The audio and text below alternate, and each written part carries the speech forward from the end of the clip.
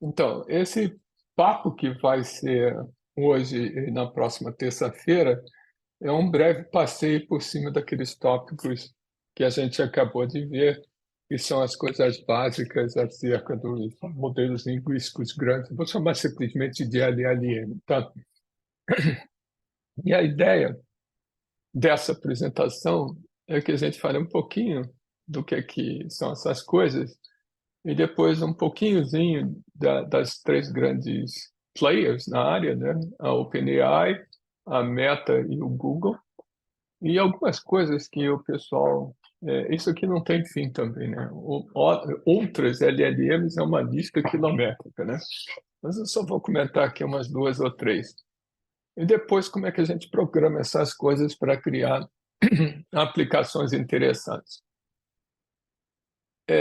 Antes da gente, de fato, começar, eu imagino que vocês todos já tenham se distraído com o ChatGPT ou com o da Google Gemini ou qualquer outro desses, mas vamos dar uma passeada aqui só para a gente ver o que essas coisas são capazes de fazer, né? Então, tem um exemplo do ChatGPT, no próprio website deles, que é bem interessante, né? Você pode chegar no ChatGPT e perguntar: me diz aí quais são as coisas principais, 5 pontos principais que eu tenho que estudar da Roma Antiga. E ele sai listando 5 pontos. Aí, se você começa a ler esses 5 pontos, fazem todo sentido do mundo.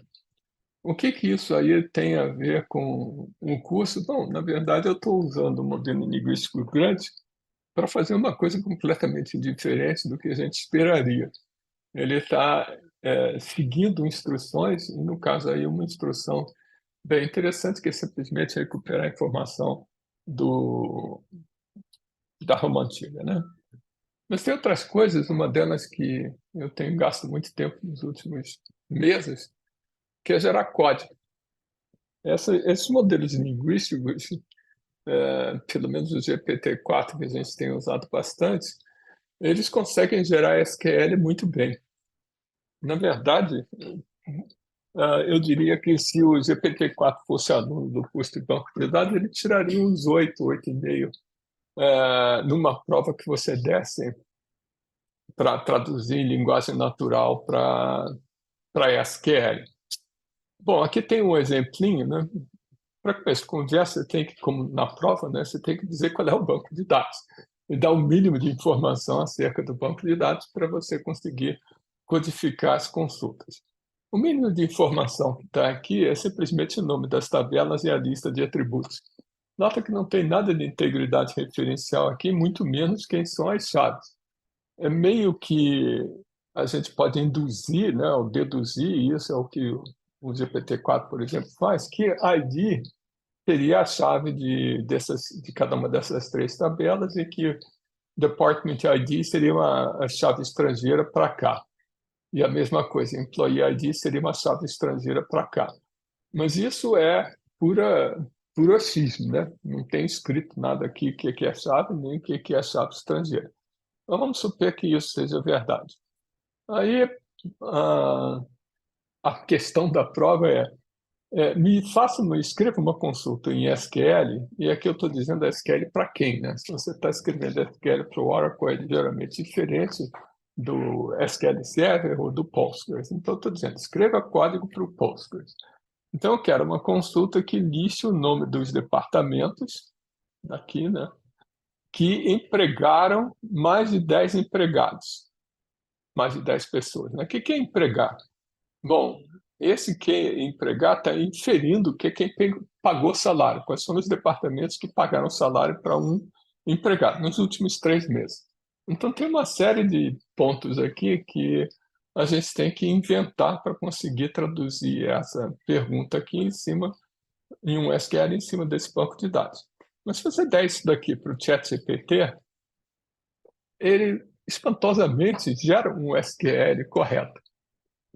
E esse SQL não é nada trivial, se vocês olharem para cá. Tem um group by, porque ele aqui quer o nome dos departamentos com mais de 10 empregados. Então tem uma having aqui também. Então aqui eu estou agrupando por departamento, depois contando o número de empregados associados ao departamento. E tem uma cláusula que, quando eu vi essa consulta, eu não entendi. Isso aqui aparentemente é verdade. Você pode escrever isso aqui no Oracle, que são nos últimos 3 meses. Então, aparentemente, isso aqui é um filtro válido no Oracle. Bom, e ainda por cima tem 2 joins aqui, né? Porque você tem que juntar departamento com salário e com empregado, né? Bom, tem umas coisas aqui que podem estar erradas. Por exemplo, você pode ter 2 departamentos com o mesmo nome. Então, talvez o grupo A devesse ser por identificador do departamento, e não pelo nome do departamento. Mas, no fundo, como a gente não disse que era certo, isso aqui é bastante aceitável, né? Então, essa consulta aqui, no fundo, se vocês olharem para a cara dela, não é nada trivial. No entanto, o GPT-4 ou o GPT 3.5, eles conseguem gerar essa consulta. Ah, os sistemas que existiam para processamento de linguagem natural, isso aqui é processamento de linguagem natural, uma consulta de linguagem natural que eu quero executar contra o banco de dados. Há uns 4 anos atrás, os sistemas não conseguiriam gerar essa consulta, porque esse grupo by aqui é bem complicado, né? Essa more than 10 employees, isso aqui é uma construção complicada, que para o GPT, para o chat GPT, não tem problema nenhum, mas para a maior parte dos sistemas que existiam há 4 anos atrás, eles não conseguiriam processar essa consulta. Ainda por cima com 2 drones aqui no meio do caminho. Tá? Bom, outra coisa interessante, esse aqui é o meu exemplo favorito. Primeira vez que eu usei o ChatGPT foi em novembro de 2022. Eu disse, deixa eu fazer uma pergunta aqui complicada. Aí, como eu achava que ele não sabia falar português, eu fiz a pergunta em inglês. Onde é que o Dom Pedro I está? Essa pergunta aqui. Where is Dom Pedro the First buried? Onde é que o Dom Pedro I está enterrado? Essa pergunta aqui é pequenininha, mas era complicada de responder. Primeiro, você tem que descobrir que é Dom Pedro I do Brasil. Dom Pedro I de Portugal é outra pessoa. O Dom Pedro I do Brasil é o Dom Pedro IV de Portugal, né? E esse exemplo aqui está em inglês, né? Mas para meu espanto, quando eu fiz a pergunta em português, ele me respondeu desculpa, eu fiz a pergunta em inglês, ele me respondeu em português. Eu disse, ué, coisa interessante. Bom, mas vamos olhar aqui a pergunta, né? Por que essa pergunta aqui é complicada de responder? Bom, para começo de conversa, o Dom Pedro I, ele está enterrado, o corpo dele está lá em São Paulo, no Mausoléu da Independência, mas o coração dele não. O coração dele não está junto do corpo, o coração dele está em outro lugar, está numa urna na igreja de Nossa Senhora do Carmo. Só que aqui, não sei por que cargas d'água, ele me responde Igreja de Nossa Senhora do Carmo em Salvador, Bahia. Não sei de onde ele tirou isso, porque a Igreja Nossa Senhora do Carmo, que está com o coração do Dom Pedro I, é na cidade de Porto, em Portugal, né? Bom, depois ele continua aqui respondendo que ele está antes do Dom Pedro I ter sido transferido para São Paulo e o coração dele ter ido parar no Porto, ele foi enterrado no mausoléu da família Bragança, lá perto de Lisboa. E aqui no final ele faz um resuminho da pergunta, quer dizer, da resposta que ele deu, que tirando essa história de Cristiano Carlos em Salvador, está correta.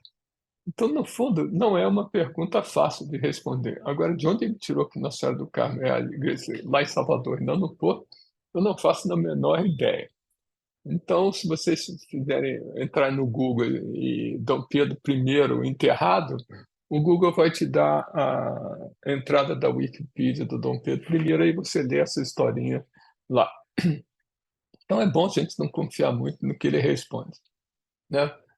Outra coisa que eu fiz no dia seguinte da coroação do Carlos III, o novo rei da Inglaterra, que já não é tão novo assim, ou seja, no dia 7 de maio de 2023, eu perguntei, coloquei a pergunta o ChatGPT, como é que foi a coroação do Carlos III? Aí ele me responde dizendo que ele não sabe, porque ele não foi treinado nessa data. Então, esse é um problema desses modelos. Esses modelos, quando são treinados, eles detêm aquele conhecimento. Qualquer coisa que apareça depois daquilo, ele não vai saber, né? Então, até aí, nada demais.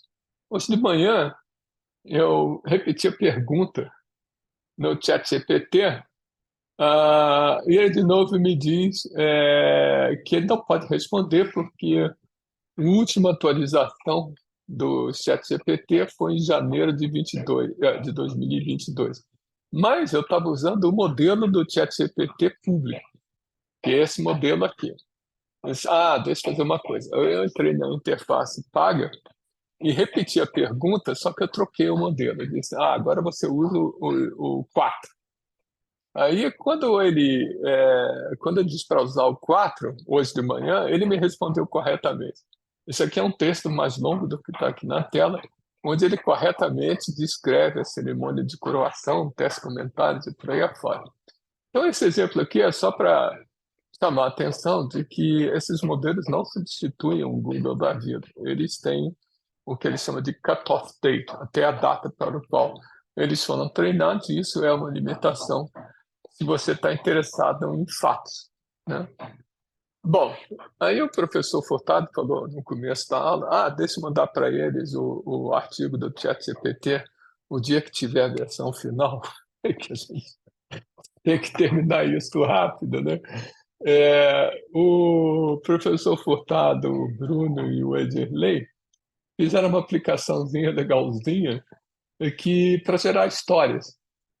Bom, até aí nada demais, né?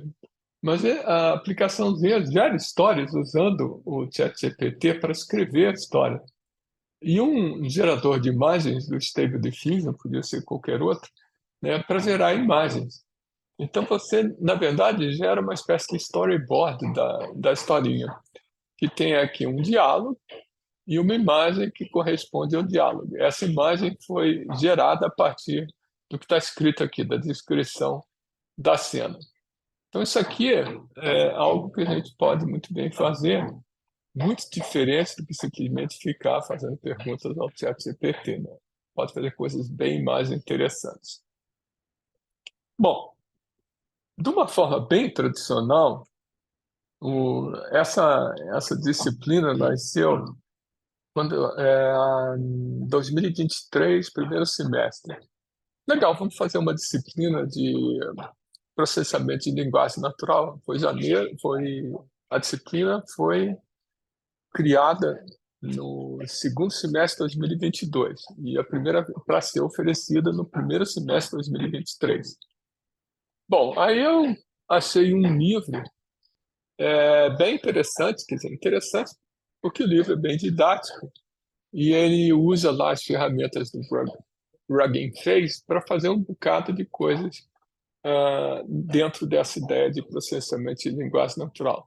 Depois o professor Furtado achou um outro livro, que não está referenciado aqui, que é muito didático, mas é um livro bastante detalhado, só que os autores não terminaram o livro. A gente tem uma versão, pelo menos até onde eu sei, uma versão que eles não terminaram.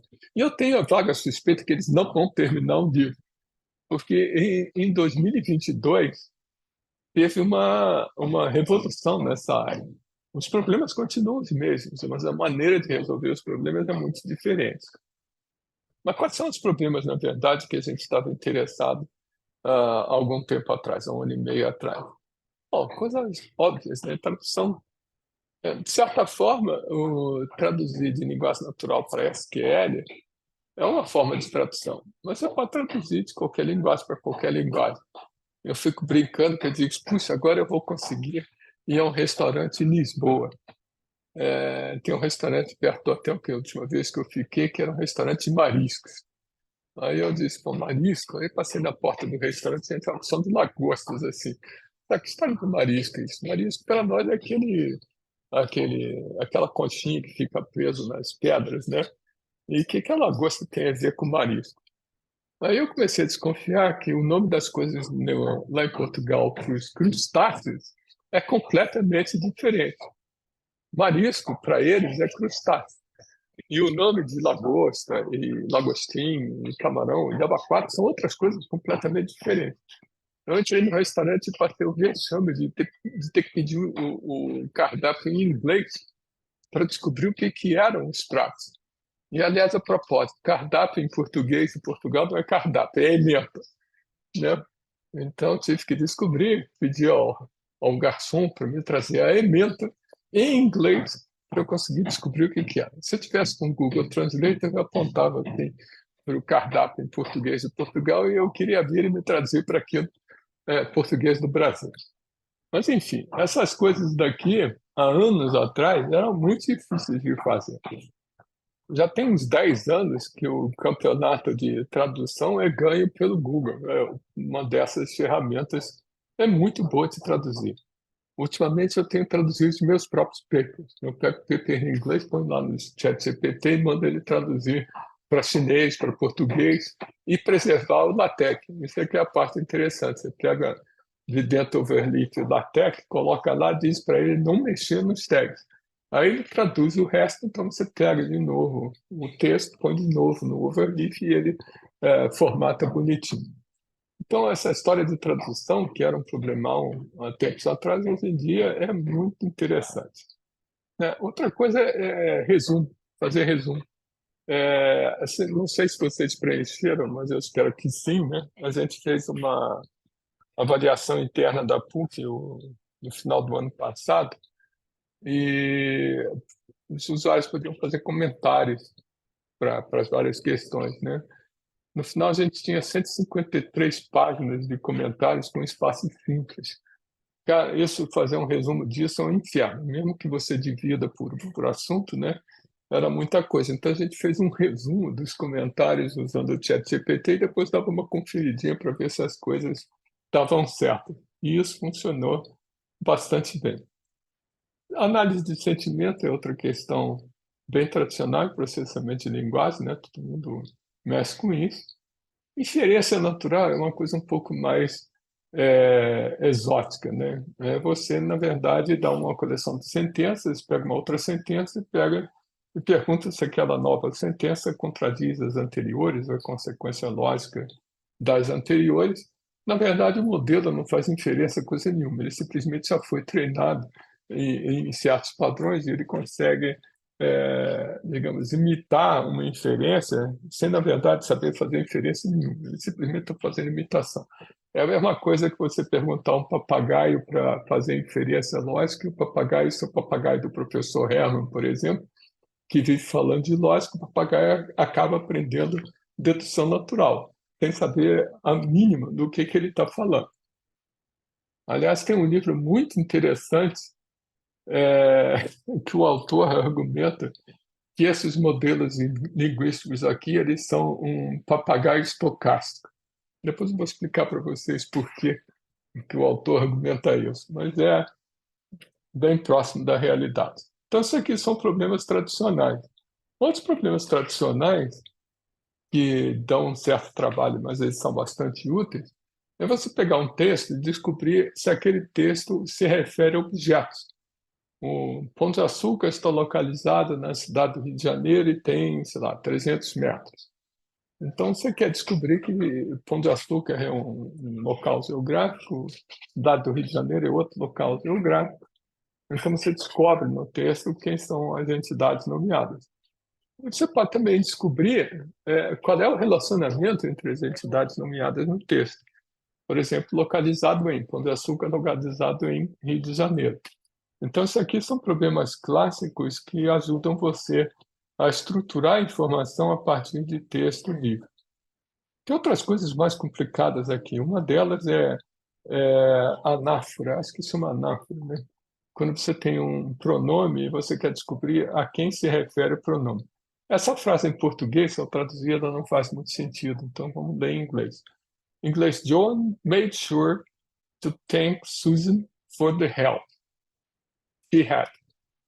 O problema é que em inglês, for the help she had, é ambíguo, né? Quem que deu? Foi a John que que recebeu a ajuda da Susan ou foi a John que deu a ajuda para a Susan? A gente fica uma coisa meio ambígua. Em inglês é bem ambíguo, em português nem tanto, né? Então, o problema dessa ambiguidade é que esse she aqui, a gente tem que descobrir se ele se refere a Susan, é uma interpretação, ou se esse she se refere a John, é outra interpretação. Então, essa questão de a que os pronomes se referem é bem complicadinha de resolver. É tão complicadinha que diz a prática, quando a gente escreve, que se você usa um pronome que é sujeito de uma frase, aquele pronome deve se referenciar ao sujeito da frase anterior, não ao objeto da frase anterior.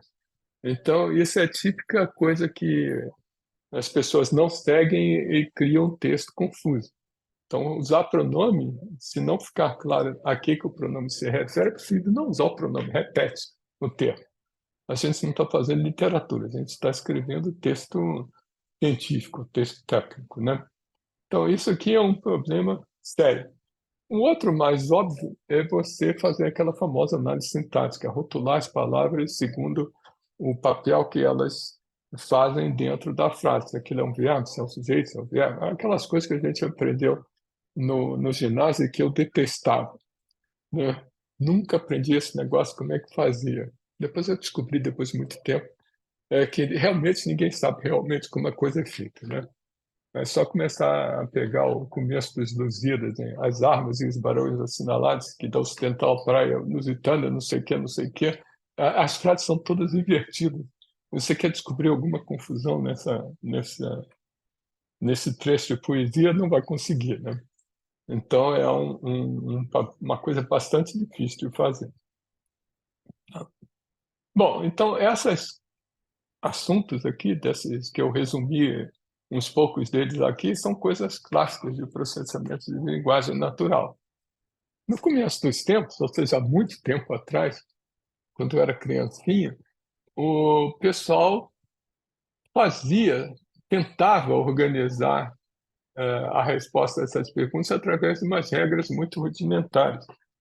São essas regras que eu aprendi no ginásio que eu detestava, né? Em 1969 eu estava no ginásio, né? Então, no começo dos tempos não tinha computador, muito menos exemplos tão fáceis de processar que a gente conseguisse criar regras decentes. Então, era tudo na base da mão e era aquela desgraça que a gente aprendia no colégio.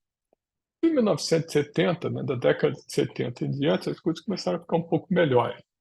Quem gosta de Prolog, como o professor Furtado gosta, Prolog é uma dessas linguagens que você consegue escrever regras e processar algumas desses problemas de linguagem natural usando uma coleção de regras. Só que o Prolog tem limitações de expressividade.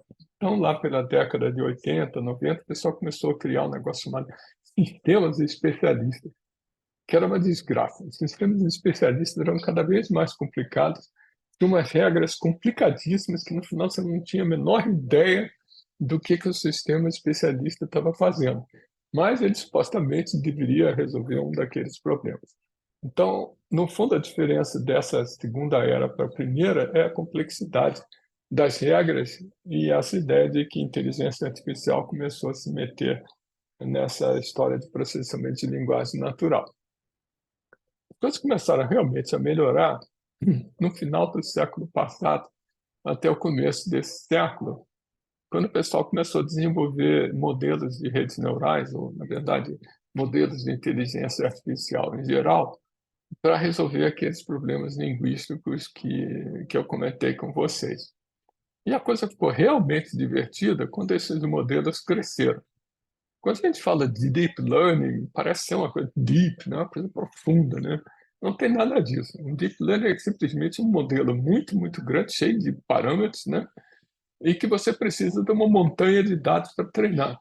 Então, a diferença entre isso e isso é simplesmente o tamanho do modelo, né? E quanto maior o modelo, mais dados a gente precisa para treinar o modelo. Até que mais recentemente começaram a surgir modelos realmente grandes, modelos linguísticos realmente grandes, que algo que foi possível implementar porque a gente tinha um poder computacional muito maior nos últimos poucos anos e tinha uma montanha de dados para treinar esses modelos. Então, são essas coisas aqui que nos interessam. Mas isso ainda é os modelos antigos, né? O que acontece é que, bem mais recentemente, isso eu estou falando de 1 ano e meio para cá, começou a se tornar popular ter modelos linguísticos realmente grandes, com bilhões de parâmetros, né? Bilhões de parâmetros significa que a gente tem que ter trilhões de dados para treinar esses modelos. Bom, até aí seria só uma questão de tamanho. Mas o problema é que esses modelos muito grandes, eles saem muito bem naquelas tarefas que eu mostrei para vocês, com poucos exemplos para treinamento. Então, no fundo, o que acontecia até uns poucos anos atrás, né, é que esses problemas todos aqui significava você criar um modelo, treinar um modelo para resolver aquela tarefa, né? Aí, quando você ia para outra tarefa, você tinha que criar um outro modelo e treinar para essa outra tarefa. Então, isso aqui, ou isso aqui, dava um trabalho danado. E os modelos ficavam cada vez mais complicados. A diferença é que, com esses modelos linguísticos grandes, você não precisa fazer nada disso. Você pega um desses modelos, ele resolve todos os problemas, não é todos os problemas do mundo, todos aqueles problemas com pouco treinamento, né? Então, essa mudança é que é substancial. É o que eu brinco com as pessoas. Se você trabalhava com algum desses problemas até o final de 2022, joga tudo que você fez fora e começa de novo, usando uma dessas coisas daqui. Tudo que existia até final de 2022 é, na verdade, obsoleto, né? Você talvez conseguisse um modelo que fosse um pouquinhozinho melhor do que um desses modelos linguísticos grandes. Só que, em vez de você levar 6 meses fazendo fine-tuning, arrumando o teu modelo, com a LLM você faz em 1 semana, né? Então, não é só... Elas, às vezes, são melhores, às vezes elas são tão boas quanto, mas leva muito menos tempo para arrumar, né? Então, desse ponto de vista, isso aqui é uma tecnologia disruptiva, né? Significa tudo que tinha antes, joga fora e começa de novo, né? Bom, eu estou fazendo maior propaganda aqui, depois eu quero ver isso aqui funcionar. Mas, como eu disse, essas coisas daqui tiram 8,5 na prova de SQL. Uma coisa que a gente precisa distinguir um pouco é o que é um modelo linguístico do que é um chat model, chamar simplesmente chat model. O modelo linguístico é alguma coisa que, dada uma cadeia de caracteres, ela completa essa cadeia de caracteres com a próxima palavra, ou, na verdade, nem a próxima palavra, o próximo pedacinho de texto mais provável para completar aquele pedaço de texto que você viu. É tão simples quanto isso. É uma caixa preta que, dado um string, te devolve um outro pedaço de string que completa aquele com maior probabilidade de acontecer. Então, não é nada do arco da velha, só que é muito grande e foi treinado com muitos dados, né? Um chat model já é uma coisa um pouco mais misteriosa, que até hoje eu não peguei nenhum paper que eles me explicassem direitinho como é que as coisas estão feitas. Isso começa a ser segredo industrial, que é você treinar esses modelos para seguir instruções, como aquela lá que eu comentei. Está aqui o esquema conceitual e a minha instrução é: traduza essa pergunta em inglês para SQL. Então, eu estou dando uma instrução para o modelo. Isso é chamado de um chat model. A outra coisa que é um pouco misteriosa, mas pode ser que com o longo do tempo a gente fique menos misterioso, é que, no final das contas, texto para nós, ou interpretação de texto, não tem interpretação nenhuma. Texto para a gente vai virar um monte de vetores, né? Então, a questão é como é que eu transformo um texto em geral em uma montanha de vetores de tal forma que parece que o modelo está falando com você. Então, essa questão de traduzir texto, trechos de texto, tokens do texto, em vetores é uma outra discussão e que uma hora dessas a gente pode entrar nela. Então, são coisas diferentes, né? Uma coisa é o modelo linguístico por si, outra coisa é o modelo para seguir instruções, outra coisa é o modelo que simplesmente traduz texto em vetores, né? Tudo viram vetores nesse nosso mundo, por trás dele, pelo menos, né? Bom, eu já disse para vocês que joga tudo fora depois do final de 2022, o que vocês fizeram antes disso começa tudo de novo. Bom, não é bem assim, né? Há tempos atrás, onde tempos atrás não é tão tempo assim, 2019, um pouquinho antes disso, a OpenAI já tinha um modelo que é o antecessor do ChatGPT, chamado GPT, claro, né? E o Google tinha um outro modelo linguístico grande, esses modelos eram grandes, mas não eram tão grandes quanto o que a gente está falando agora, né? Chamado BERT. Muita coisa do... Ah, bom. E aí o GPT, teve o GPT-2, o GPT-3. O que está por trás do ChatGPT, daqui a pouco a gente vai ver, é o GPT 3.5. E o BERT tem várias variantes dele, Robert, Dilbert, Deberta, né? Sei lá, que são variantes, na verdade, do BERT.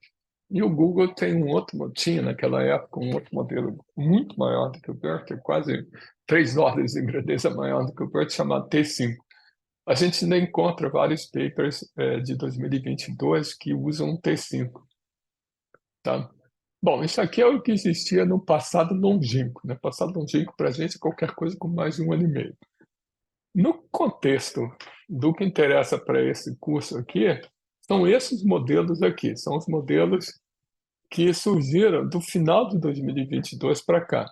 Daí o nosso desespero quando a gente deu o curso a primeira vez, que eu comecei a desconfiar que tinha que mudar o curso inteiro, porque esses modelos eram muito melhores do que o que estava no tal do livro, que eu achei super didático, né?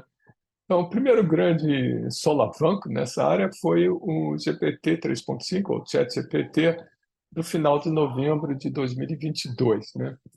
A coisa interessante do ChatGPT, que atraiu bastante atenção, é que ele é um chat model, ele segue instruções, como essa que que eu mostrei para vocês. Traduza de linguagem natural para SQL. Eu estou dizendo para ele o que fazer. Então, essa ideia de seguir instruções, daí o nome chat, né? Então, o chat GPT, esse GPT 3.5 aqui que está por trás dele, é simplesmente o GPT-3 retreinado para seguir instruções, né? É fácil falar, mas meio complicado de fazer. Pouco antes da gente começar o curso, em 2023, a Meta lançou um modelo linguístico grande deles, que é o Llama. Esse aqui é um modelo linguístico puro, tá? Em março, quando a gente já tinha conversado o curso, a OpenAI lançou o GPT-4, né? Esse GPT-4 ele não está disponível na versão free do ChatGPT, você tem que pagar para usar. Ele chama de ChatGPT Plus. A verdade é que o GPT-4 é muito melhor do que o GPT 3.5. A gente faz um monte de experimentos com os dois e o GPT-4 dá de lavada no 3.5. Só que é caro fazer essas coisas, né? A FATEC acaba pagando, mas custa caro. Executar umas 100 consultas e mandar traduzir para SQL, no GPT-4 custa coisa de $30, no GPT 3.5 custa 3 centavos, uma coisa assim. Tá? Bom, aí um pouquinho mais adiante, no ano passado, a Google lançou o BART com um modelo linguístico grande, que na época era chamado de PAL-M. Bom, todos esses daqui são proprietários.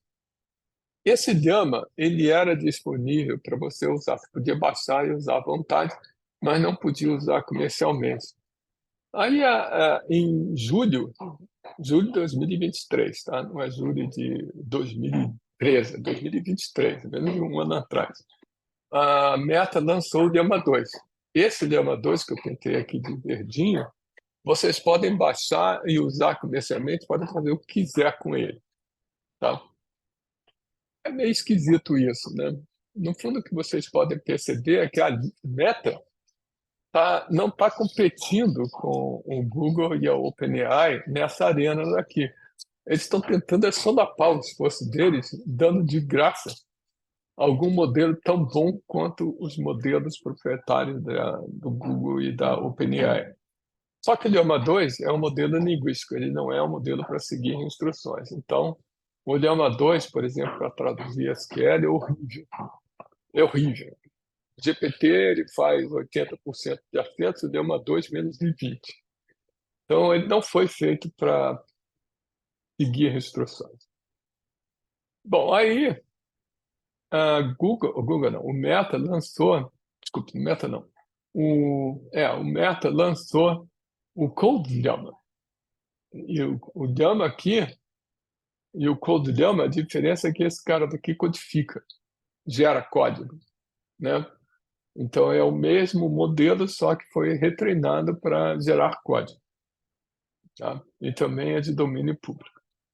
Depois, mais no final do ano passado, em novembro, então isso aqui foi a confusão do curso do segundo semestre, quando a gente já estava quase terminando o curso, veio um monte de novidades da OpenAI, incluindo um modelo melhorzinho do que o GPT-4, o GPT-4 Turbo, e um monte de outras modificações. Esse anúncio aqui da OpenAI tem muita coisa interessante. Depois eu vou chegar lá.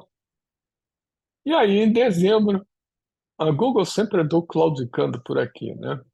O lançamento do Bard foi um fracasso, foi um vexame. Aquela festa lá em Paris, onde nada funcionava. Então, no final do ano, o Google primeiro renomeou tudo. Não tem o Palm M2 e o Bard e não sei mais o quê. Tem alguém perguntando alguma coisa? Alô? Sim, sim, é que eu não consigo falar, ficar com barulho. Aí eu escrevi a pergunta, é sobre o Code Llama. O que é que tem o codilhão? Peraí. Ah, você consegue me ouvir bem? Estou te ouvindo bem. Ah, tá, então vamos lá. É que eu queria saber se ele performa muito melhor em alguma linguagem específica. Não sei, de repente Python ou não sei, alguma Ah, linguagem. Python, mas aí tem esse codilhama Instruct 70B. Esse é o que tem que usar, tá? Então, esse aqui é o de agosto. Aí eles continuaram retreinando, lançaram um em janeiro, final de janeiro, quer dizer, tem um mês atrás. O CodeIdioma 70B tem outras versões menores do que essa. 70B significa um modelo com 70 bilhões de parâmetros. Tem um 7B também, de 7 bilhões de parâmetros. O 70B, aparentemente, ele é muito bom para codificar. Então, se você está interessado nisso, me manda um e-mail, põe você para estudar essas coisas. E esse é o modelo que a gente tem que usar. Tá? A gente está usando o 7B simplesmente para poder caber na placa gráfica lá no computadorzinho que a gente tem. Mas é o último modelo da Meta retreinado para gerar código. Tá? Então, voltando aqui, a Google, no final do ano passado, resolveu chamar tudo de Gemini, ou Gemini, se vocês quiserem em português. Tá? Professor, Oi. uma dúvida. O GitHub Copilot também funciona nessa mesma estrutura de L? O Copilot é tudo GPT-4. Ah, tá bom. É, alguém me disse que o Windows novo vem com um Copilot embutido. O Office 300, o Office 365 também tem um Copilot embutido, mas eu ainda não usei. É tudo GPT-4 empacotado de formas diferentes.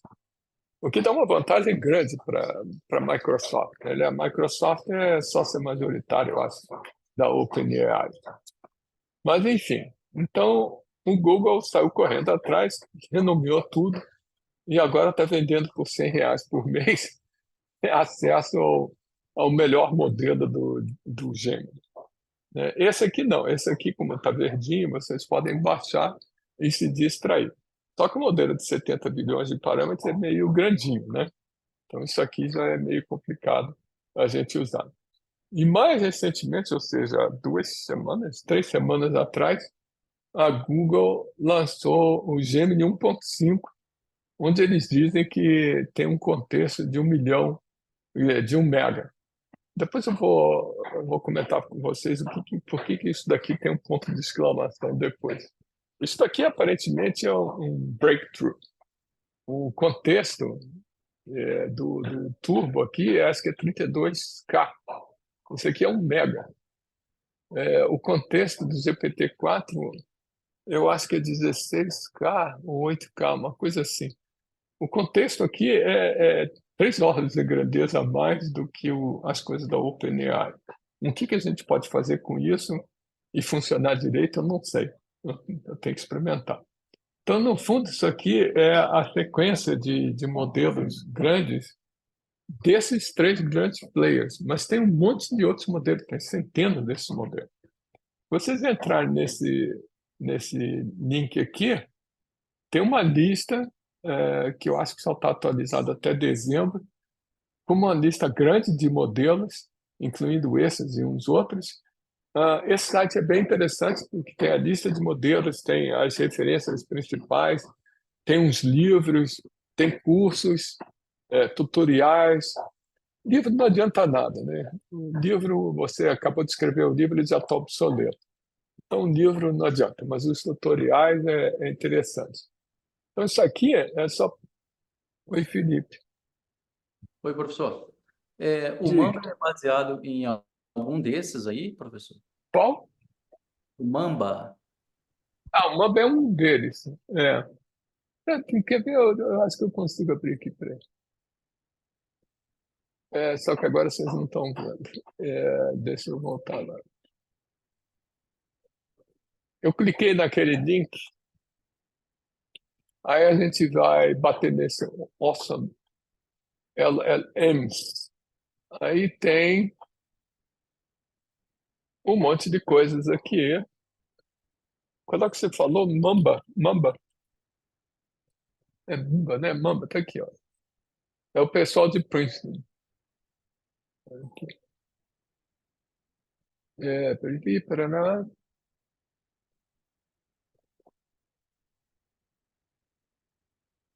Aparentemente, eles treinaram do zero. Você ouviu falar do Mamba, mas não li o paper. Então, se você está interessado nele, ótimo. Vou pôr você para trabalhar. Explicar para a gente que história é essa daqui. Mas o Mamba está aqui. Aliás, ele é recente, né? De dezembro do ano passado. Esse Mistral aqui também é alguma coisa popular. O Lema 2 eu acabei de falar. O Llama, o Paué, blá, blá. E aí... Professor, Oi. você já testou algum treinado em português, como o Sabiá, e agora tem outro? Esquece português. Todos eles funcionam em qualquer língua. Sim. Não, falando sério, aquela história. Não, vou usar o Bertimbal. Esquece Bertimbal. Usa o ChatGPT ou coisa parecida. Espera aí, agora eu perdi meu PowerPoint. Pronto, deixa eu voltar aqui para o PowerPoint. Então, esse é o website daqui. Ele é bem interessante, porque até onde eu pude ver, as referências deles são atuais. O Estevam ainda quer falar alguma coisa? É uma dúvida sobre o que você falou sobre esses modelos em português. Eles fazem a tradução para usar o modelo em inglês ou essencialmente eles Nada. realmente são muito bons em tudo? Esses modelos grandões, eles são treinados, eu vou comentar aqui daqui a pouco, eles são treinados a partir de coisas que existem na web. Então, eles pegam um monte de páginas, bilhões, trilhões de páginas, não importa em que língua seja, picotam aquelas páginas e treinam um modelo. Então, no modelo, tanto faz a língua que seja. Não há distinção. É como eu brinquei com vocês. A primeira vez que eu usei, eu fiz a pergunta em inglês porque eu achei que ele não entendia português. Ele me respondeu em português. O Google tinha uma história dessas. O Google, quando lançou o Bard, não deixava você usar aqui no Brasil porque não tinha sido treinado para português. Bom, não tinha problema nenhum. Se eu fazia um bypass para os Estados Unidos, eu usava lá. Mas o GPT-4 não faz a menor diferença. Menor diferença. Então, esquece essa história de modelo treinado para português, que é bobagem. Todos eles aqui são muito grandes, grandes o suficiente para terem sido treinados e um monte de línguas. O Gemini, eu acho que são 140 línguas, uma coisa assim. É simplesmente assustador o que esses modelos conseguem fazer. É como eu disse, tudo que existia antes de final de 2022 é obsoleto. Igor, Professor, posso fazer uma oi. pergunta? Por mais que eles são treinados tanto em português quanto em inglês, devido à massa de dados ser a maior parte em inglês, a performance deles diferencia de língua a língua quando se faz o É, aprendizado? deveria diferenciar, né? O volume de dados que existe em inglês é muito maior do que em português, então deveria fazer alguma diferença. Mas eu acho que não vai fazer diferença nenhuma. Como eu disse, eu peguei meu paper em inglês, traduzi para português e para chinês. Eu não consigo descobrir se o chinês ficou bom, mas o do português ficou muito bom. Né? Se vocês souberem chinês, até dou para vocês lerem, porque estava aqueles símbolos todos lá, de caramba, isso aqui é o meu paper. Não, agora falando sério, esse troço é importante, porque se você escreve a tese em português e publica em português, você está limitando terrivelmente a coleção de pessoas que vão achar a sua tese. Então, escreva ela na língua que você quiser e depois traduz para inglês e publica a versão em inglês. É tão simples quanto isso. Bom, graças a Deus, chinês ainda não é a língua universal. Bom, então vamos lá. Então, isso daqui é só o comecinho, né? Esse site aqui é uma boa guia. Agora, por que eu estaria interessado em alguma outra coisa? Como eu disse, se eu quiser treinar para alguma coisa específica, para a Lua, por exemplo, por que eu acho que esse troço aqui codifica em Lua, né? Digamos que ele não codifique em Lua, que eu queira fazer um fine-tune dele para a Lua privadamente, né? Então, baixa o modelo e se diverte. Você não vai conseguir fazer isso aqui com o Gemini, nem com o GPT-4 ainda dá para treinar um pouco. Então, os verdinhos, divirtam-se, baixa e se diverte. Os azulzinhos, não, você vai ter que ficar amarrado no ambiente dessa turma. Mas tem um zilhão de outros que você pode baixar e se distrair. Bom, então isso aqui é só uma introdução para dizer para vocês, isso aqui é uma espécie de ponto de corte. Antes disso, esquece. Depois disso, bom, na verdade esquece também, porque é só os últimos. Ai, ai, é muito gozado. Bom, quais são as desafios dessa história, né?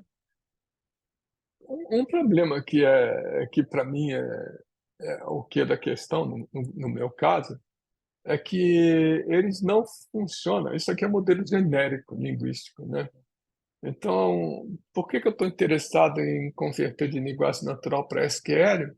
Porque o modelo não foi treinado no meu banco de dados. E não tem a menor ideia do que é a minha coleção de documentos ou os dados que estão no meu banco de dados. Então, domínio específico, ele desconhece, né? Então, ele que eu digo modelo, né? O modelo desconhece. Então, a gente tem que fazer alguma coisa para o modelo conseguir acessar os meus dados. Tem maneiras de fazer isso, a gente pode chegar lá. A segunda questão que hoje em dia está muito em moda é que o modelo deve ser seguro. É seguro no sentido de não passar conteúdo tóxico para o usuário. Isso é um problema muito sério, porque eles foram treinados com dados da web. Então, se você fizer uma pergunta, se eles não forem, digamos, filtrados, eles vão repassar aquele conteúdo tóxico. Conteúdo tóxico pode ser pornografia, notícia falsa, qualquer coisa que, digamos, seja tóxico, né? Então, você treinar um modelo desse, garantir que ele não passa perguntas tóxicas, é um negócio complicado, né? Então, aqui tem os 3 Hs do que o LLM deveria ser treinado para ser útil. Por exemplo, aquela resposta do Dom Pedro I parece útil, mas não é. Está errado.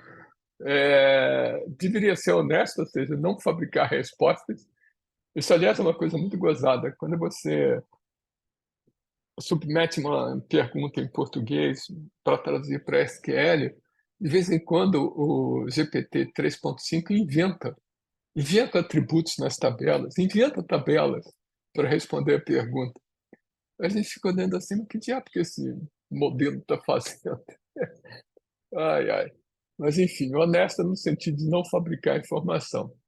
E, digamos assim, harmless, inofensivo, por assim dizer, né? Isso aqui é uma coisa bem sutil, né? Bom, então não é nada fácil você garantir que o seu modelo tenha essas características. Tá? A outra coisa que eu acabei de dar um exemplo, né, é que de vez em quando esses modelos alucinam. O que que no fundo está acontecendo? Alucinar parece que alucinar é uma palavra antropomórfica, né? Aquele sujeito teve uma alucinação. É como se o modelo tivesse uma alucinação. Não é nada disso. Na verdade, é que você dá um string, ele começa estocasticamente, estatisticamente, a produzir outros strings que supostamente são continuação do primeiro. E nesse processo, ele pode se perder completamente.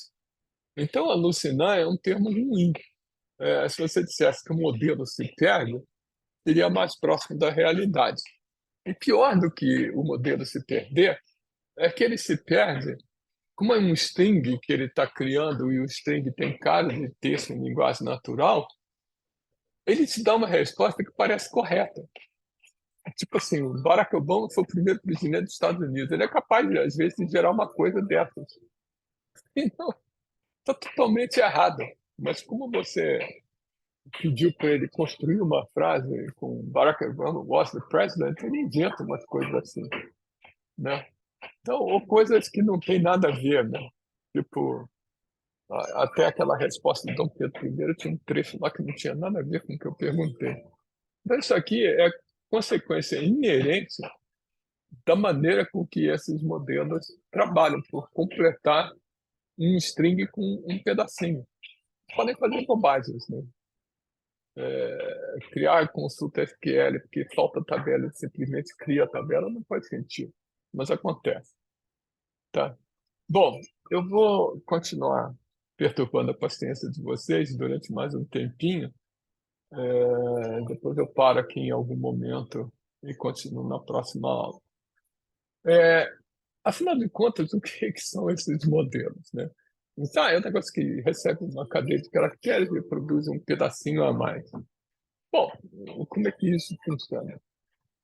Há muito tempo atrás, alguém inventou os RNNs, os RNNs, Recurrent Neural Network, para processar texto.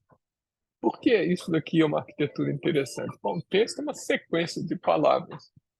O que uma RNN faz é processar uma primeira palavra, Na verdade, eu falo palavra como se a palavra fosse uma estrutura gramatical, palavra. Na verdade, não é palavra coisa nenhuma, é um token, é uma sequência de letras, tá? Que podem ter 5 letras, 6 letras, 7 letras, não tem nada a ver com a palavra em si que a gente está acostumado a chamar, mas vamos continuar chamando de palavra, né? Então, o que que um RNN faz? Você pega a primeira palavra, ele abstrai essa primeira palavra num vetor. Está daqui é sinônimo de vetor, num vetorzinho. Aí, o resultado dessa primeira rede neural produz o vetor e é passado para o seguinte. O seguinte é a próxima palavra e faz a mesma coisa. Então, no final, você processou, ou seja, esse processamento aqui, de certa forma, depende de tudo que veio antes. E produziu, para essa sequência de palavras, uma sequência de vetores. Bom, isso é uma rede neural recorrente, né? Bom, o que que isso tem a ver com o nosso problema? Você pode fazer uma gracinha assim, olha só.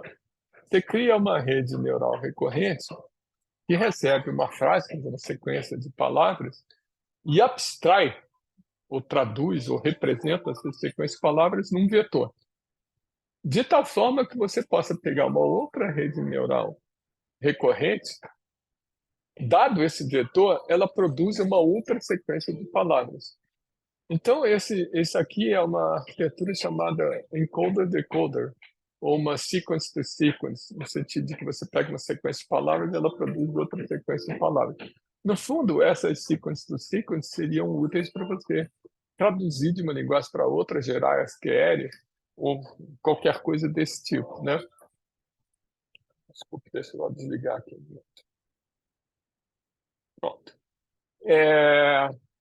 Isso aqui é a base para você criar um tradutor, essa arquitetura de encoder-decoder. Nota que o pessoal diz, uma rede neural profunda, não sei o que, não é uma rede neural, isso é uma arquitetura que contém várias redes neurais conectadas entre si de uma certa forma. Tá? Só que essa arquitetura tem um problema sério. Para você produzir a sequência de palavras de saída, você tem que ter um estado. Para você ter esse estado, você tem que ter percorrido a sequência de redes neurais recorrentes inicial do começo ao fim do que você quer traduzir para ela gerar o estado. Então, isso aqui depende de executar isso tudo, gerar esse estado para depois executar isso tudo. Bom, a consequência prática é que você não consegue treinar uma rede dessas em paralelo. Aí alguém começou a inventar uma outra história um pouco diferente, né? Nós vamos continuar do mesmo jeito que a gente tinha antes, só que cada uma dessas RNNs gera um estado, como aqui, né? Então, para a primeira palavra, essa redinha traduz a primeira palavra num vetor. Aí passa uma saída para a segunda pega a próxima palavra, traduz num outro vetor que depende da primeira palavra e, enfim, da palavra em si. E vai criando uma sequência de estados. Aí essa sequência de estados, então, é injetada no decoder. Só que aí a gente faz uma coisa interessante. A entrada dessa célula aqui era um estado só. Então, muita informação pode se perder, porque eu traduzi tudo isso daqui num único vetor. Aqui eu peguei e traduzi a entrada em uma sequência, uma coleção de vetores, uma lista de vetores. Só que aí isso aqui ia ficar muito complicado. Então, no fundo, o que acontece é o seguinte: cada redinha dessas daqui vai olhar esses estados por uma ótica. Cada aresta dessas vai ter um peso diferente. Então, dependendo do peso da aresta, por exemplo, o OR e o SIND, são muito relacionados. Então, essa aresta vai ter um peso maior do que as outras. Essa figurinha aqui do lado dá uma ideia do que eu estou falando. Daqui eu estou traduzindo de francês para inglês. Então, as palavras praticamente são um para um, exceto essa história de economia europeia, que aparece economia europeia em inglês é invertido. Então, por isso é que a gente tem essas coisas fora da diagonal, né? Então, o que significa dizer que as arestas que estão um para um com a entrada, estão na diagonal aqui, vão ter mais peso do que as outras, exceto nesse caso aqui que as palavras estão invertidas. Isso tudo que eu estou falando é absolutamente intuitivo, viu? Então, eu saí de uma arquitetura assim, para uma arquitetura assim, mas que tem um estado só, para uma arquitetura que é assim, que tem um monte de estados, mas eu junto esses estados todos através dessas arestas aqui, para dar de entrada nas redinhas de saída. Esse mecanismo que dá pesos diferentes a essa são os mecanismos de atenção. Presta atenção nas que têm o maior peso. Mas isso ainda também não dá para meio que... ainda é complicado você treinar isso daqui, porque essa rede é recorrente. Então, ela segue o espaço, né? Essa aqui é executada, depois essa, depois essa, depois essa. Mesma coisa na saída. Então, não dá para paralelizar completamente. Aí veio um sujeito, daqui a pouco eu vou contar uma história para vocês, e pensou o seguinte: olha só, vamos usar esse mecanismo aqui de atenção na entrada também, e em vez de ter essas redes recorrentes, que é uma depender da outra, a gente tem feed-forward, redinhas neurais bem simples, que recebem como entrada essas arestas de atenção e produzem um estado. E as da saída também são redinhas bem simples, né? Um feed-forward network, que recebe os estados com os seus pesos, né? Um mecanismo de atenção, e produzem uma saída. Tá? Então, quando a gente fala de um transformer é essa arquitetura, grosso modo dizendo, né? É essa arquitetura daqui, né? Bom, claro que essa arquitetura é muito mais complicada. Tem uma apresentação da Google que explica isso aqui direitinho. Isso aqui é muito intuitivo.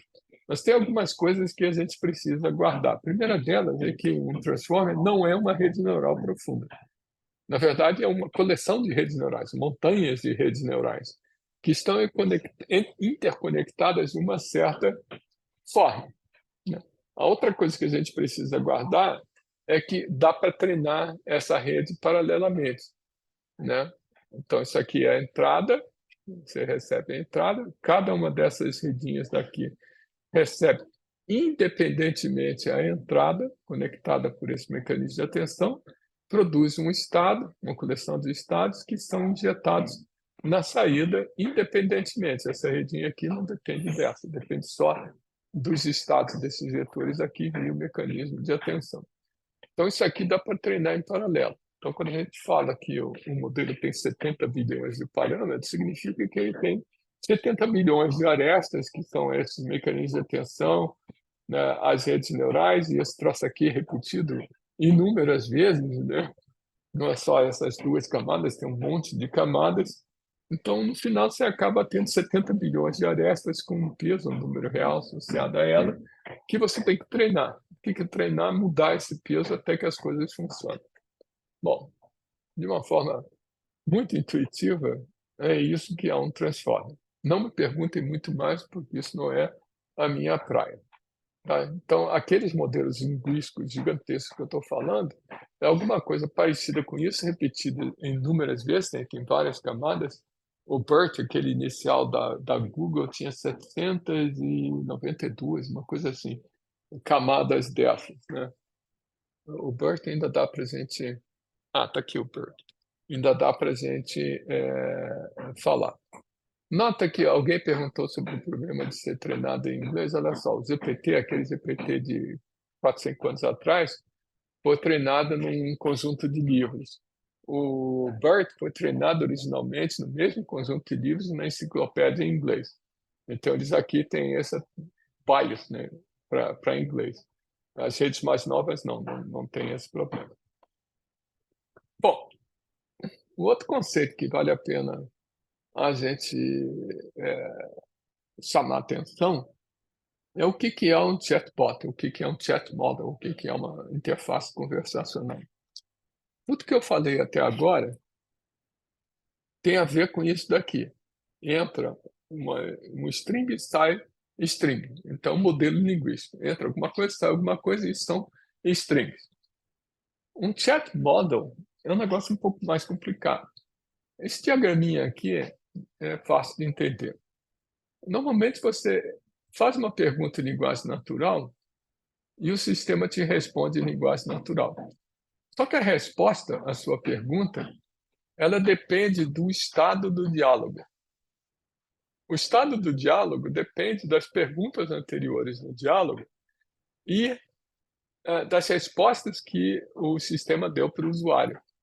Então, é uma coisa muito mais complicada, porque você não é fazer uma pergunta e te dar uma resposta, não é injetar um string e ele te dá um string.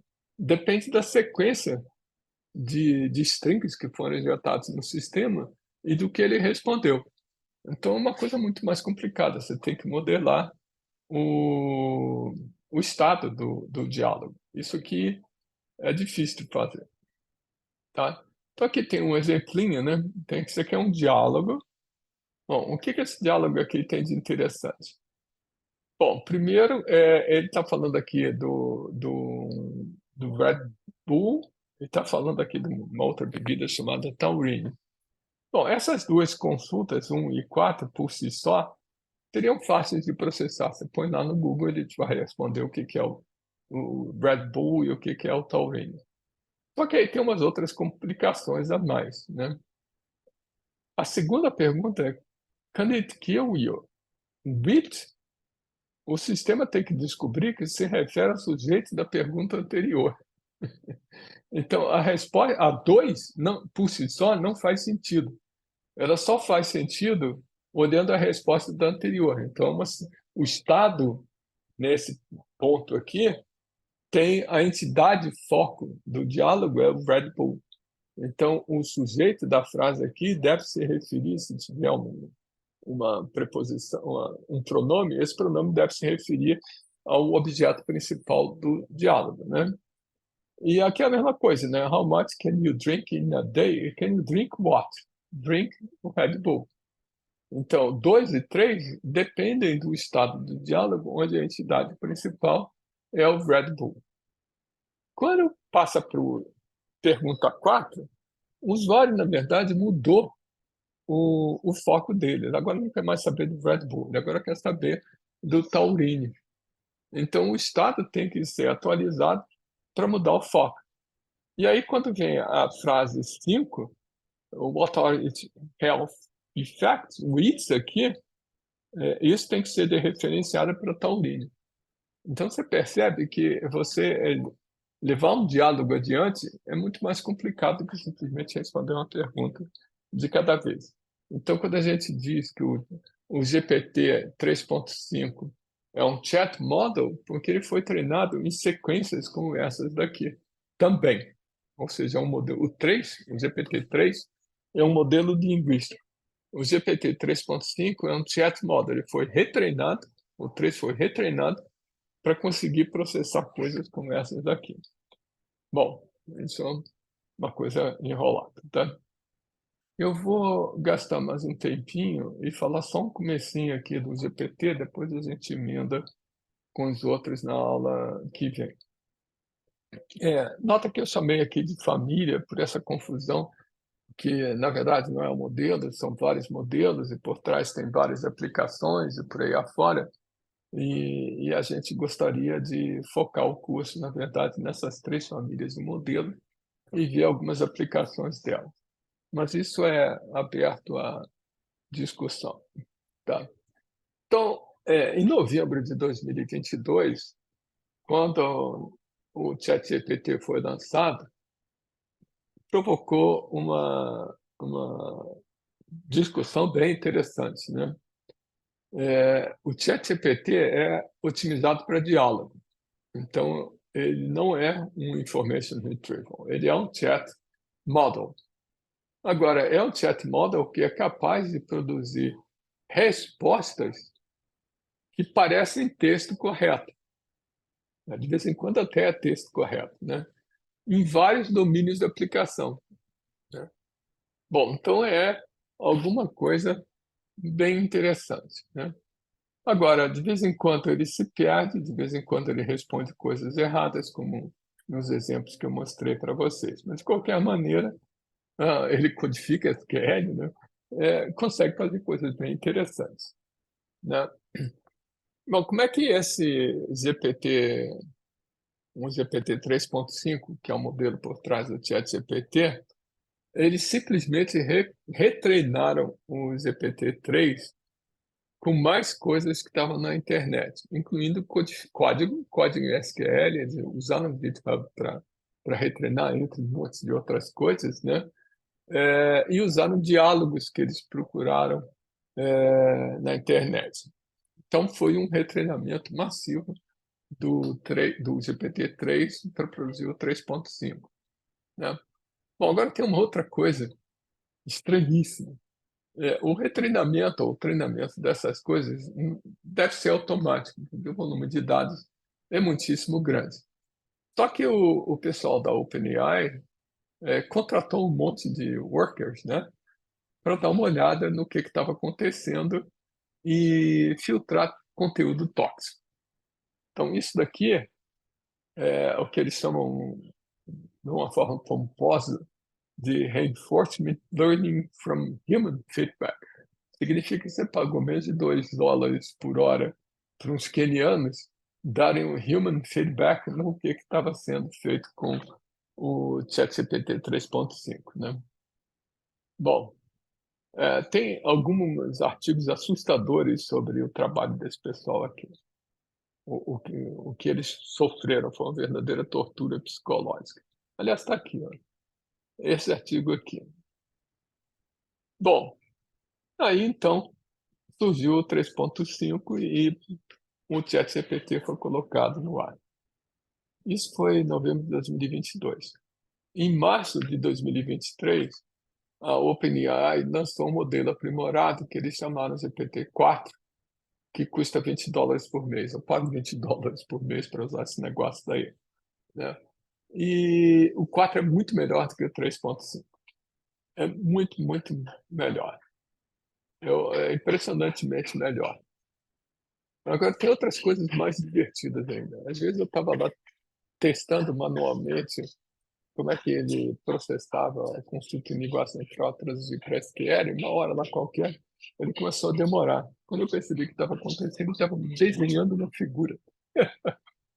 A minha pergunta tinha a ver com instalação, aí ele me desenhou o que seria uma instalação, uma refinaria, uma coisa assim, e escreveu o rotulinho ali.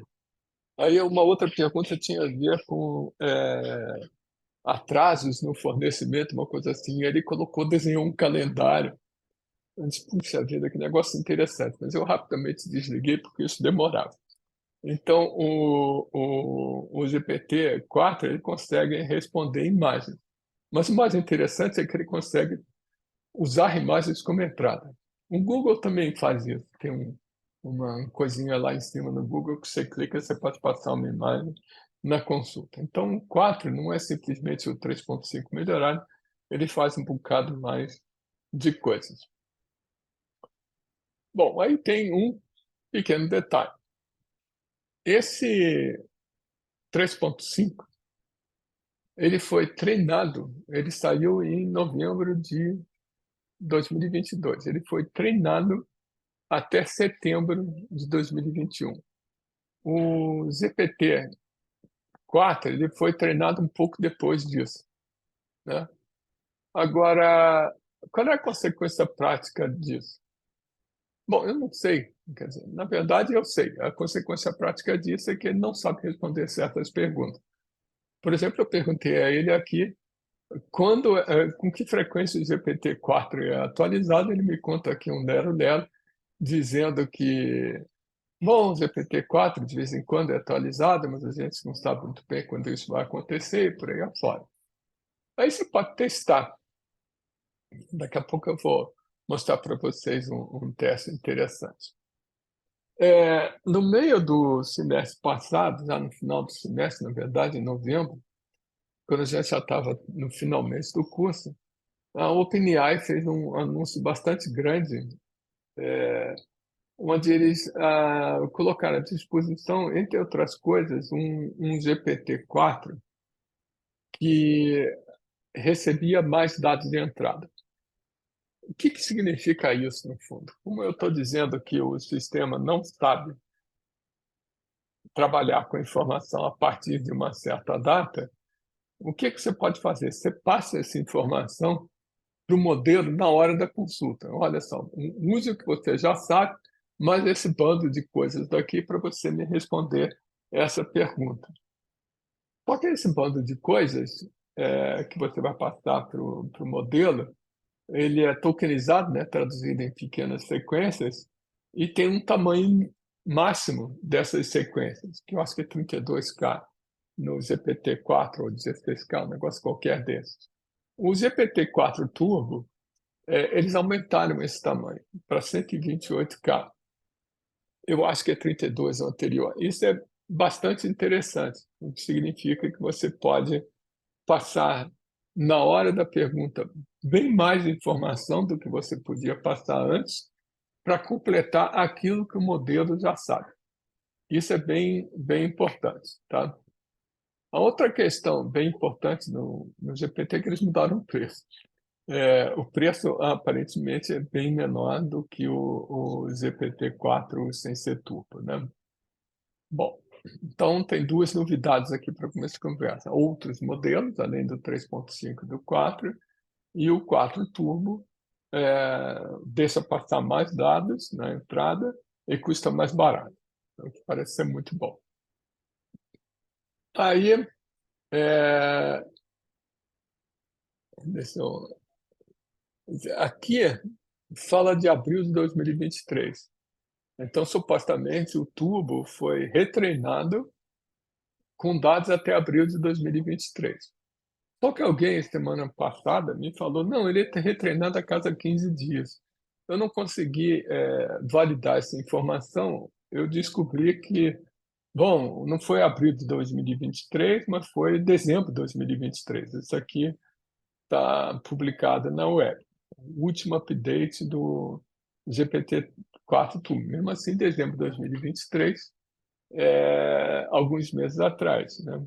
Mas é melhor do que o 3.5, que é janeiro, aqui já diz janeiro de 2022, originalmente era sei lá o que, de 2021.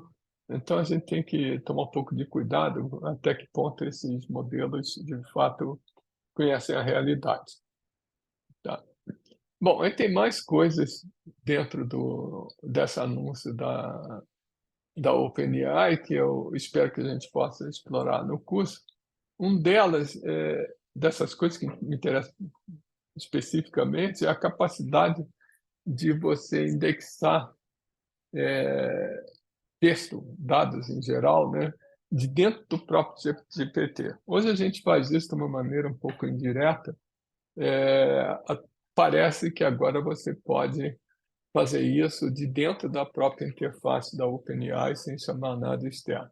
Não testei isso daqui para saber se isso realmente é bom ou não. E a outra coisa interessante é você gerar descrição de imagens.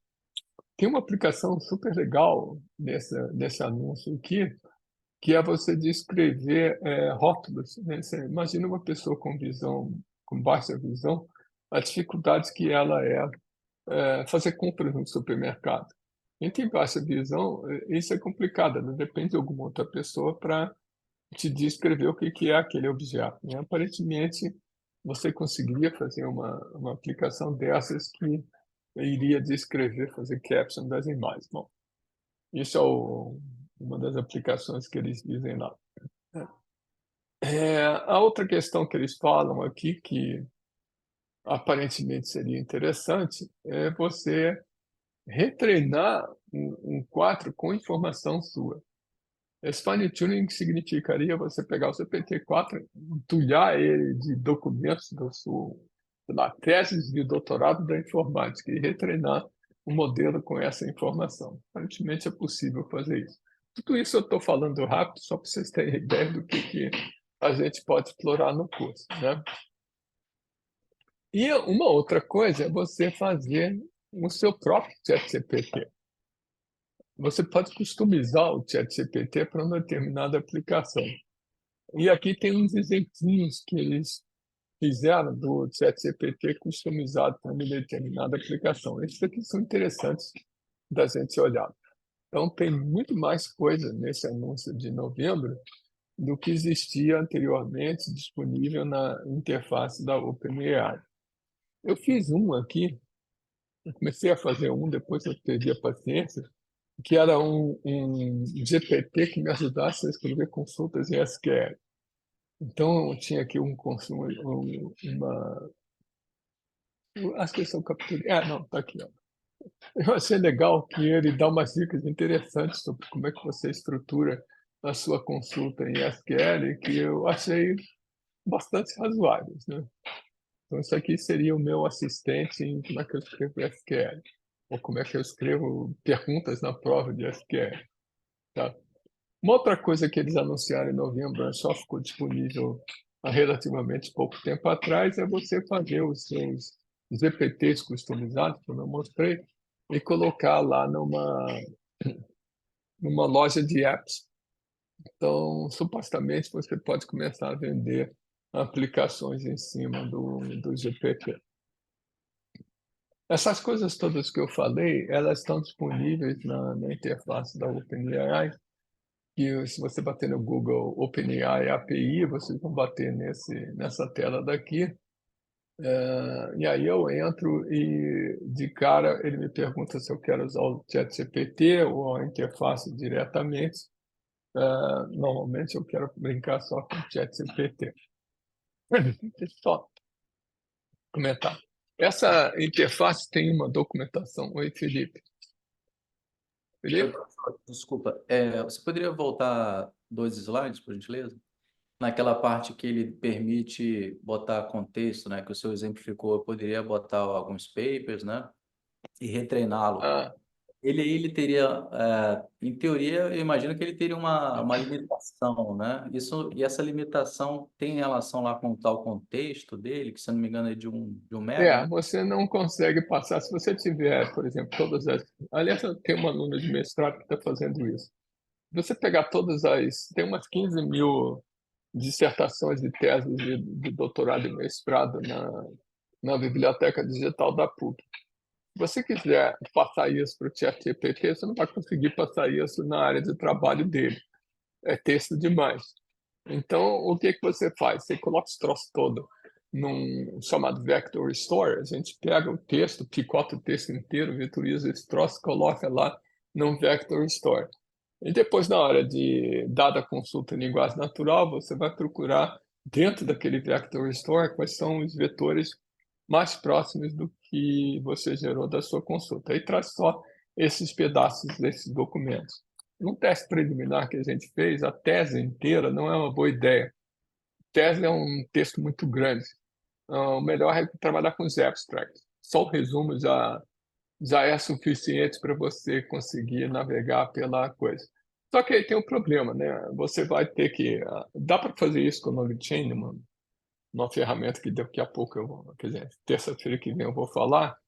Fazer, você ter o GPT aqui, a interface da OpenAI, ele tem um vector store, um armazenamento vetor fora dele, né? Aí de dentro da área de trabalho você chama esse vector store, pega aqui os abstracts, digamos assim, que são próximos da consulta e injeta na área de trabalho. Então você sai do ChatGPT com uma interface para um vector store, uma coisa fora dele, para armazenar os seus documentos, indexar os seus documentos e passar só o que interessa. Aparentemente, o que eles fizeram foi embutir esse mecanismo dentro da própria API deles. Você não precisa sair da API deles para pegar os seus documentos e colocar em algum lugar. Isso foi o que eu entendi disso daqui. Mas também é uma coisa interessante de explorar. Que é o que eu estou pensando, e isso daqui simplifica muito a programação.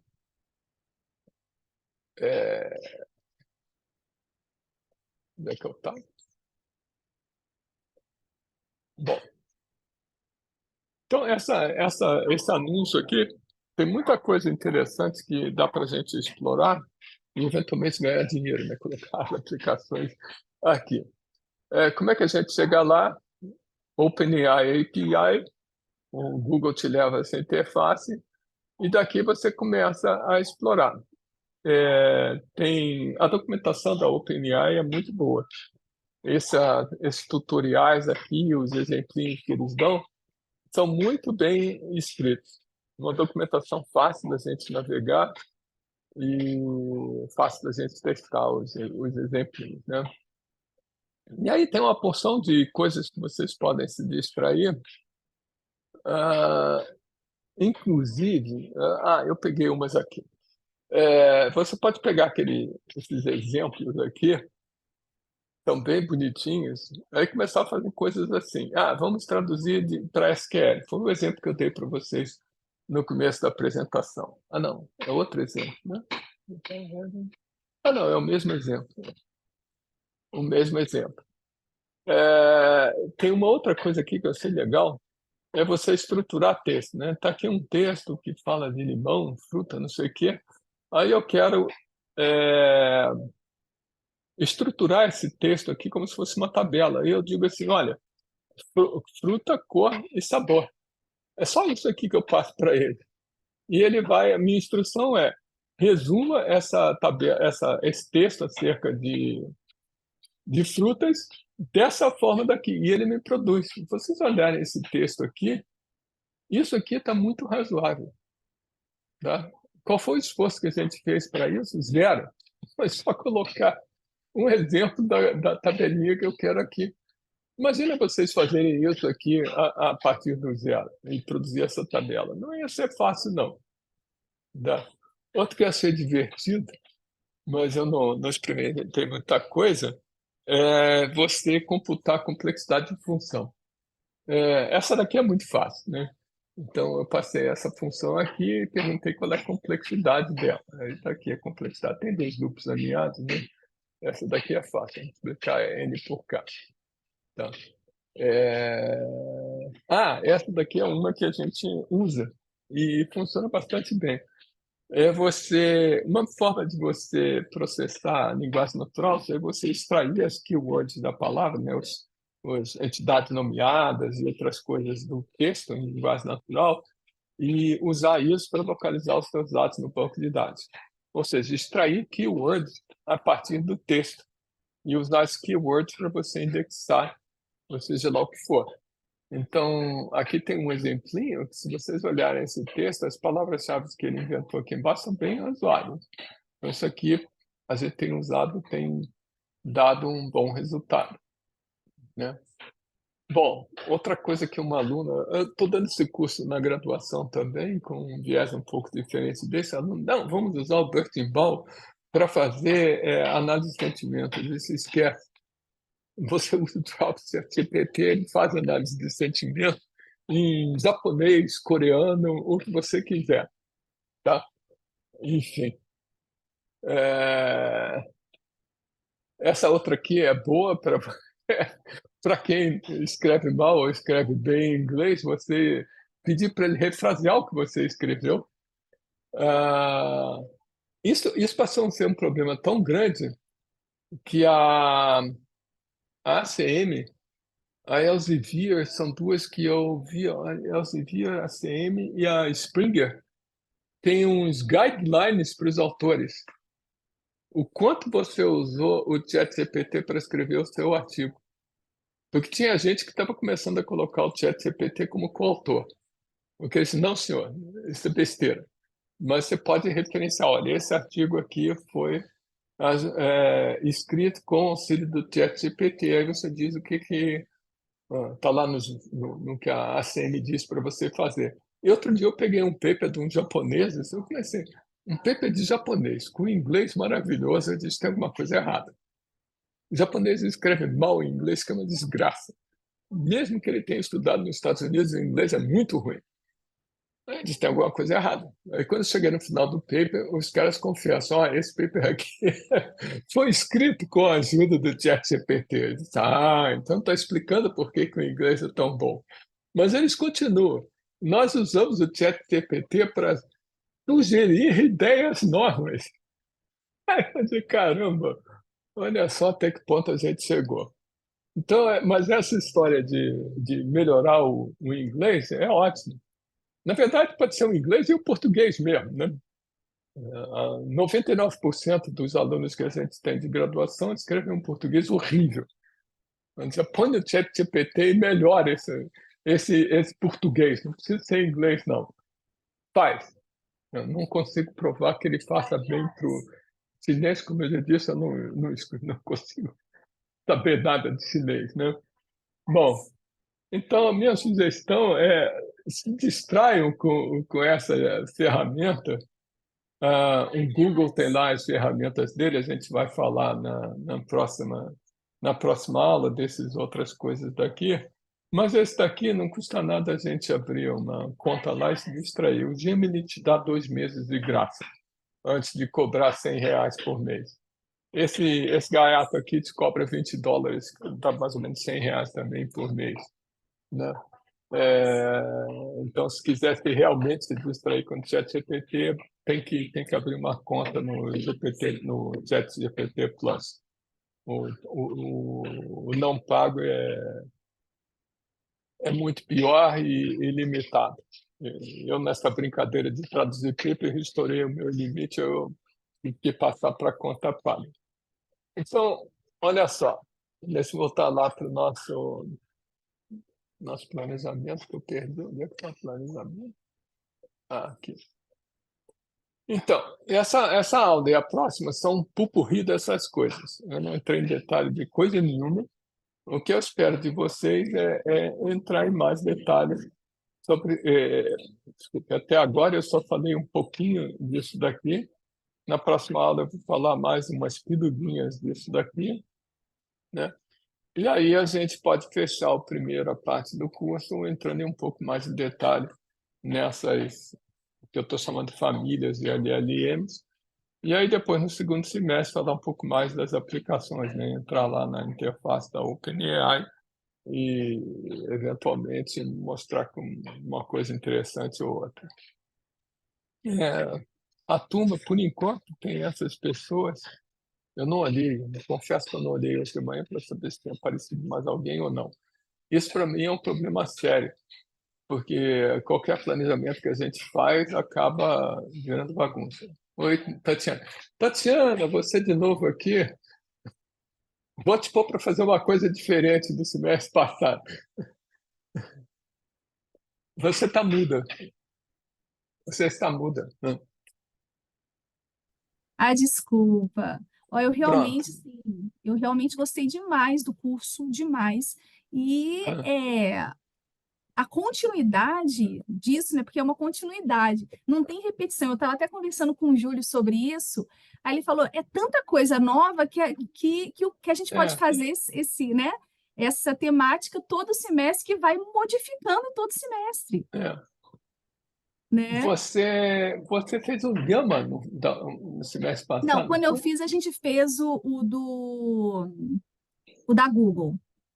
Ah, o Gemini. Quer dizer, na verdade era o Bard na época, né? Isso, era o bar que agora não mudou o nome, né? Aí agora É, eu estava pensando em continuar com o Júlio. tá. É, isso, no grupo 6 fazer junto com ele, que daí é um tema completamente diferente, e Não, não fazer a tem parte problema. também, Se você tá quiser vendo? continuar vendo as coisas do Google, não faz diferença nenhuma, porque é tudo completamente diferente mesmo. É tudo, não, o Google mudou totalmente, mas é por causa dos meus interesses mesmo de Tá, pesquisa. Então, eu acho que eu vou seguir aí tá com o bom. Júlio. Eu tinha colocado aqui para o Júlio, o Júlio só tem um Júlio, né? O Júlio Campos. O VREG, porque era uma coisa que para ele interessava na dissertação, e o complementar Isso. do VREG é você fazer fine tuning. Mas lembra Uhum. do ano passado que foi aquela aula até mais complicada de você usar o LoRa, que LoRa e quantificação e não Sim, sei o quê? É, se quiser sair por aí, tudo bem. Senão a gente fica só no brag e vamos ver o que que a gente consegue fazer só com o brag. Tem muita coisa no brag também, tá? não é, é um mundo, né? Cada um desses É. tópicos é um mundo. Aí vocês vão conversando aí, depois me fala que a gente ajusta isso daqui, né? Tá Tá ótimo, bom? obrigada. Já pus até seu e-mail aqui, tá vendo? Você não me mandou o seu e-mail, mas eu achei. Isso, muito obrigada, professora. Tá bom, gente. Então, olha só. Não se assustem, eu falei tudo muito superficialmente, mas a ideia é essa mesmo. Dar uma ideia para vocês genérica do que vem por aí e vamos continuar nessa batida até a aula que vem. Depois a gente começa a entrar em mais detalhes, tá bom? Professor, Diga, Wesley. oi, Wesley aqui. Lembra de mim? Sim, claro, você também já fez esse curso. Também fiz. Eu queria fazer de novo essa disciplina, mas focando em outros aspectos. Estou com um plano, né, de trabalho, pensando aqui a nível da minha dissertação, tá? Estou querendo trabalhar com algumas técnicas de refinamento, né, de instrução e também Desculpa, você podia repetir? Eu podia. refinamento de instrução. Tá ouvindo agora? Ah, tô. Não, Refinamento de desculpa. instrução.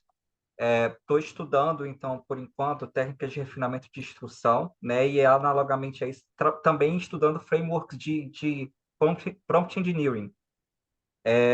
Isso para quê? O meu trabalho de dissertação é gerar descrições de artefatos de modelos conceituais. Então, a gente pode pegar... Não estou trabalhando com isso, mas eu estou querendo trabalhar, por exemplo, seria um artefato de engenharia de software, por exemplo, um artefato de um diagrama de classes de UML. Gerar descrição Hum, sobre isso. Também pode ser sobre hum, modelos de processo, é o que eu quero atuar mais, na verdade. Então, fora hum, isso, né, tem esse aspecto de gerar essas descrições, e a minha primeira preocupação é trabalhar, né, em descrever todos os conceitos que estão presentes no modelo. Isso pensando nos atributos que estão presentes, né, dentro de, por exemplo, de uma classe lá, todos os atributos e os seus tipos. Então, esse é o meu primeiro objetivo. O desafio é, né, dependendo de como esse modelo cresce e as relações que ele vai tendo, fica complexo disso, de fazer isso de uma forma que capture corretamente tudo que tem, né, dentro desse modelo. Então, eu estou pensando em estudar técnicas para poder apoiar nisso, e nessas técnicas aí eu quero ver, né, do que eu já falei, de melhoria de instrução e de prompt engineering, investigar também alguns aspectos que o pessoal anda falando sobre LLM e OPS, né, que é essa questão caso seja feito um fine-tuning do modelo, como que pode ver algumas ferramentas para apoiar, né, o monitoramento dessa etapa, por exemplo, com diversos tipos de fine-tuning, como que a resposta nela se comportou para um e para outro.